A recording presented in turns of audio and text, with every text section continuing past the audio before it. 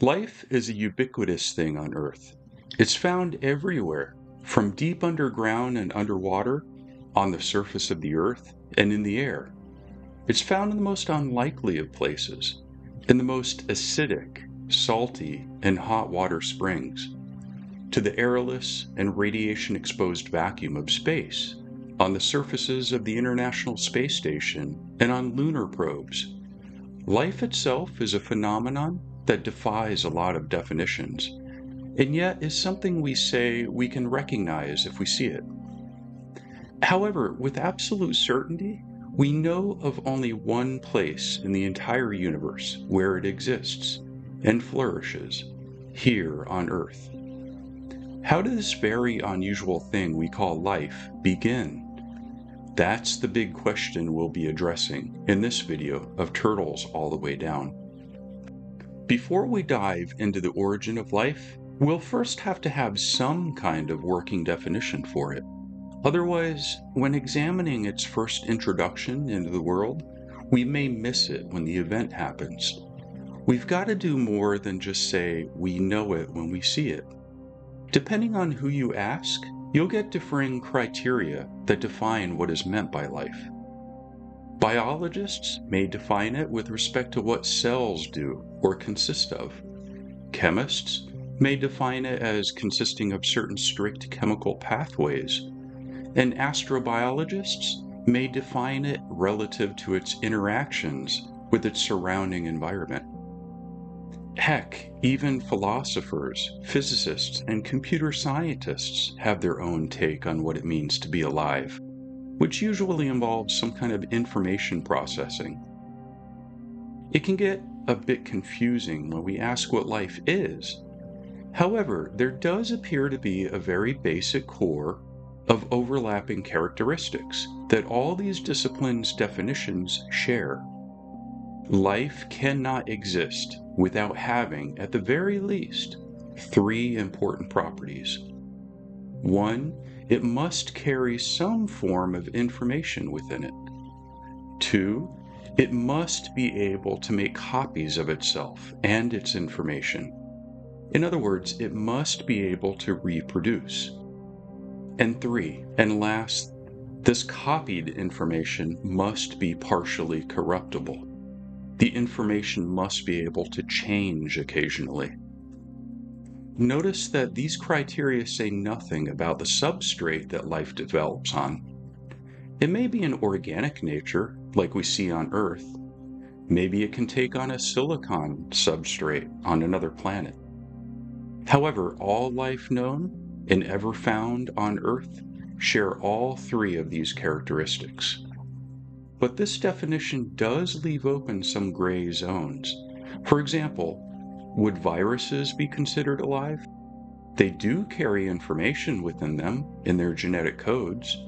They can change over time through mutations in that code. But does it really reproduce? It cannot do so on its own if left to its own devices. It must do so only through the use of another living thing, by invading and controlling the cellular mechanisms of an existing cell. Under our definition of life, are crystals alive? Well, they may have information within their crystal lattices, but they certainly lack the ability to reproduce the information they may be carrying. But you may say, they do grow. You'll notice I've left out other important characteristics that may define life more narrowly, such as metabolism, growth, movement, and homeostasis. The reason for our trimmed-down list is that it widens the field of possible early candidate life forms and provides a much easier hurdle to overcome for life to even get started. We want an absolutely bare-bones definition, Occam's razor and all that. Once life begins, its complexity can later increase through the natural mechanisms of evolution. The life we see around us now is extremely complex compared to what existed when life first began. Even present-day bacteria, the simplest current form of life, is a much later and developed organism than what the absolutely earliest life would have been. Which brings us to a confusion that many people have about the origin of life. Many conflate the idea of Darwinian natural selection with the origin of life, and believe that this evolution brought about life. They are two completely separate phenomena. Life must first begin before any biological natural selection takes hold, what most of us would call evolution. Biological evolution involves changes in genetics over time and environmental pressures on it. The question of how life began has nothing to do with biological evolution, because there were no genetics to operate on. It has everything to do with chemistry. The origin of life asks how you go from non-living matter to living matter. Biological natural selection, on the other hand, only operates on living organisms. The study of the origin of life is called abiogenesis. Abiogenesis studies the natural transition from chemistry to biochemistry. With that said, we know that life can be found in every nook and cranny on Earth. But do we have any idea when life started on the planet? Abundant evidence exists for a definite origin of life at the very least 3.5 billion years ago. However, the earliest potential evidence found for biological activity has been found in Quebec, Canada, in ancient metamorphic rock in the Greenstone Belt. In a 2017 paper, evidence was presented from this area showing possible microbial fossils around ancient hydrothermal vents that were dated to 4.28 billion years old. Earth's own formation began just a little earlier, at 4.54 billion years ago. Earth's surface consisted of widespread volcanism and magma lakes and oceans. Earth's water oceans formed a little after that, around 4.4 billion years ago. In other words, if the 2017 life claim is true, this means that life had already begun within 120 million years after the surface of the Earth was cool enough to support life. In astronomical and geological timescales, this is almost instantaneous. This suggests that the origin of life may be a relatively easy phenomenon to start on Earth-like planets. What was Earth's environment like when life was beginning? There was a salty liquid water superocean surrounding the planet that contained many undersea thermal vents, ejecting boiling water and gases. Land masses peaked out above the surrounding ocean and were still warm and dotted with volcanic activity. The atmosphere was largely carbon dioxide. It also contained a sizable contribution of nitrogen, with smaller amounts of water vapor, methane, and ammonia. Oxygen barely existed at all in the atmosphere during these early times. This was the prebiotic environment that chemistry had to experiment with. As mentioned earlier, our definition of life requires a form of information that can change over time. The form of information that life on Earth has taken is in long chains of carbon-based molecules. Carbon-based molecules are also known as organics. Life could potentially have started off on other worlds using a different chemical element instead of an organic one, such as silicon. But what makes carbon unique is the ability to make long chains and cyclic molecules. This makes bonding into larger structures and the carrying of chained information much easier, both being important for life. Long-chained organic molecules that can hold information within are what we know today as DNA, deoxyribonucleic acid, and RNA, ribonucleic acid. These collectively are the nucleic acids. A nucleic acid is a long chain of subunits called nucleotides. There are 4 different nucleotides in DNA, which we'll simply label as G, A, C, and T, whereas RNA has its set of 4 different nucleotides, which we'll call G, A, C, and U.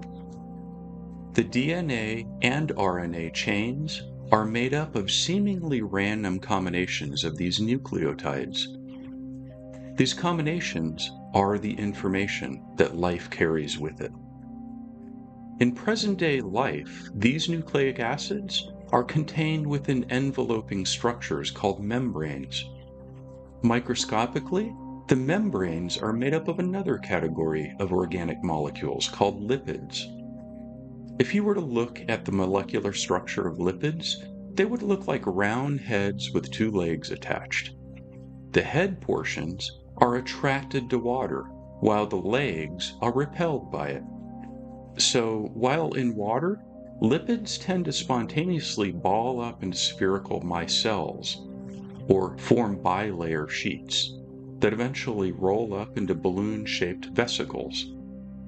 These are very convenient and self-contained enclosures for, well, information molecules, the nucleic acids. Lastly, there is a third crucial category of organic molecules needed for life. These are the amino acids. Like the nucleotides in DNA and RNA, the amino acids link together in their own chains. They eventually curl up in important configurations called proteins. Proteins are so incredibly versatile in present-day cells, but for the origin of life, they played their most important role as molecular catalysts. They help make chemical reactions proceed much faster. In some abiogenesis models, it is hypothetically conceivable that only 2 of these 3 categories were absolutely needed to jumpstart life: the lipids and the nucleic acids. The cellularity of information. But once begun, the third kind, the amino acids, helped dramatically in getting life going with any speed. So we have our setting, the early Earth. We know what we are looking for, a reproducing and information-laden thing whose information can change over time. And we now know what minimal types of molecules are required: lipids, nucleic acids, and later amino acids. However, on the early Earth, did these molecules form and work together to produce life? You want to know the truth? Well, we don't know. But before you rush to another video, let me say that there has been ever-increasing knowledge and more refined models on how life really got its start on Earth. The model most adhered to in the scientific community is the so-called RNA World model. This posits that the origin of life first began with naked chains of nucleotides, forming in a warm primordial soup of readily available nucleotides. Given the right energy environment, water and heat say, the individual nucleotides will spontaneously bond together into longer and longer chains. Using RNA as the best precursor for life is a natural choice, because RNA not only holds the information needed for life, but also is found as the enzyme that helps produce proteins, the ribosomes. RNA also has other advantageous properties that may have helped life get its start. But where did the nucleotides come from? Parts of nucleotides are known to exist in abundance in space and in meteors that have fallen to Earth.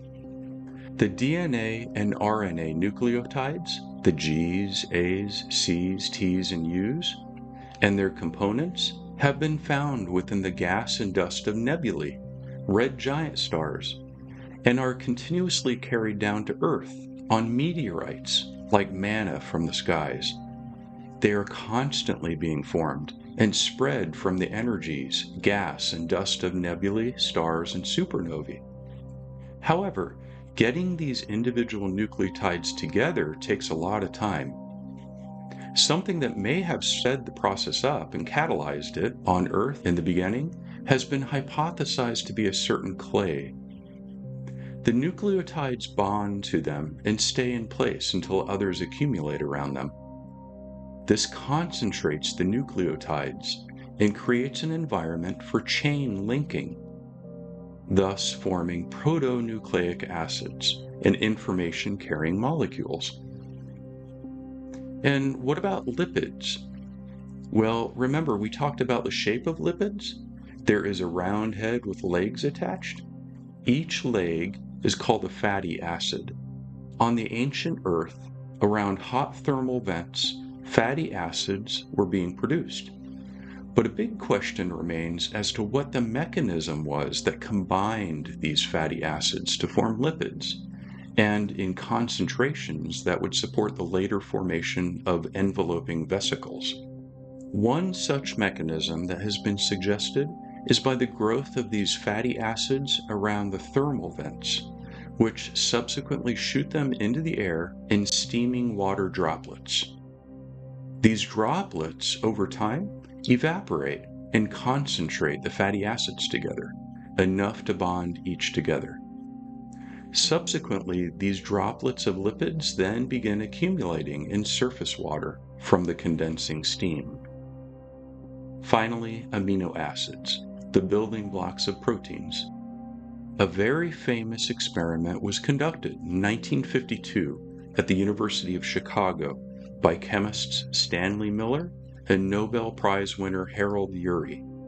Known as the miller-urey experiment, it was a mix of chemicals that was then thought to simulate what the early Earth's atmosphere was like: hydrogen, methane, ammonia, and water vapor. This simulated atmosphere was then energized with simulated lightning and heat. The compounds that resulted were shockingly unexpected: amino acids, and in abundance. These protein pieces rained down along the flasks in muddy masses. Variations of this experiment using more refined and accurate renditions of Earth's ancient atmosphere have yielded the same thing: protein pieces. Despite what many naysayers and skeptics have said about how the generation of these chemicals on Earth were mind-bogglingly random events that could probably never statistically happen, even given the lifetime of the universe, the facts and the evidence speak for themselves. It did happen. It happened fast and continued to happen for eons in a perfectly hostile environment, including right now as we speak, between the stars and on other worlds. The ingredients for life float everywhere in the universe. Natural mechanisms exist that allow fast and selective construction of more complicated biologically necessary molecules. The biggest question concerns not how likely these building blocks can be created, but how likely are they to interact in the ways required to produce life. So all of life's Lego block pieces were bombarding the Earth from space, raining down from its stormy atmosphere, and were being generated within the steamy heat of Earth's oceans. The ingredients were there. A recipe was needed. Just as a side note, some scientists have suggested a more radical scenario for the origin of life on Earth, called Panspermia. In this model, not only were the building blocks of life seeding Earth from space, but primitive microbial life itself was hitching rides on astronomical objects, such as meteors or comets. And these, in turn, spread life throughout the galaxy when they collide with planets like Earth. In other words, microbial life did not have its start here on Earth, but from elsewhere in the universe. While many aspects of this idea are reasonable and even scientifically feasible, it just moves the question of the origin of life back one step. It doesn't solve the problem of how those extraterrestrial microbes got their start. So while it's a possibility, the Panspermia hypothesis will need to be put aside for now. As mentioned earlier, the most popular scientific origin of life model is that of the RNA world. According to this model, in the beginning there was no DNA, nor proteins, just RNA and lipids. Amino acids and proteins aren't needed right away, but come into the picture much later. First begins the polymerization or chain-like bonding of the nucleotides. Remember, nucleotides are the subunit pieces that form nucleic acids, like RNA and DNA. And also remember that each of these nucleotides are the individual pieces that form the genetic information that gets passed on from generation to generation. So polymerization of nucleotides begins. This can be done the very slow way, through random collisions and bonding of the nucleotides that grow into longer and longer chains. Or it can be done through a faster catalytic mechanism, like on the surface of clays. Either way, we get short chains of nucleic acids, information-bearing molecules. These growing chains begin curling around into what appear to be half spirals, or one half of a spiral zipper. As these spirals grow, the other half of their zipper-like pieces begin bonding spontaneously onto them, one zipper piece or nucleotide at a time, forming a completed spiral zipper, a double helix RNA. While all of this is happening, many of these long molecules begin to curl and fold up, some forming what is called RNA replicase. This is a form of RNA that not only carries genetic information, but most importantly, can also function as a catalyst or enzyme that helps the individual nucleotides bond together better and faster onto the growing spiral nucleic acid chains. The replicase acts like the zipper tag itself that pulls and locks the zipper halves together. This copying of a zipper half or nucleic acid spiral is what is called self-replication. What is as yet unknown is the unzipping mechanism that would allow the double helix to unwind and become two independent copies of genetic information. Another unknown is when the genetic material eventually became enclosed within membranous lipid vesicles. There are models that exist that show that vesicles form first, and small pieces of the genetic material work their way through the membranous lipid layer after the fact. In these models, the nucleic acids and nucleotides are selectively allowed to enter the vesicle and become entrapped within. This gives the added benefit of accumulating and concentrating larger chains of nucleic acids, and thereby growing genetic information. Additionally, as lipid material accumulates on the membrane, the cell-like vesicle itself grows in size. In this model, the vesicle becomes so large that it spontaneously begins to pinch off around the center into a dumbbell shape. Two lipid vesicles eventually form, leaving genetic copies within each. Thus ends the phase of reproduction for these protocells. So now we have a recipe for spontaneous genetic information growth, information replication, membrane enclosure, and reproduction. Life has begun from non-life. What's left is protein and enzyme functionality. These actors seem to enter the stage later in the drama of abiogenesis. As mentioned earlier, RNA seems to have played a very central role in the development of protein and enzymatic action, and the speeding up of crucial life functions. RNA can, and still does, act as both a carrier of the genetic information in the form of nucleotide polymers and as a kind of enzyme in the form of RNA replicase. In today's cells, RNA can have at least three forms: One is called messenger RNA, or mRNA, which makes copies of portions of our DNA and subsequently moves to other parts of the cell. Another form is transfer RNA, or tRNA, which has attached to it a single amino acid, a building block of a protein. These tRNAs bind with the mRNA to begin the process of making larger chains of amino acids, proteins in other words. The way this works is by bonding to yet another and third form of RNA called ribosomal RNA, or ribosomes for short.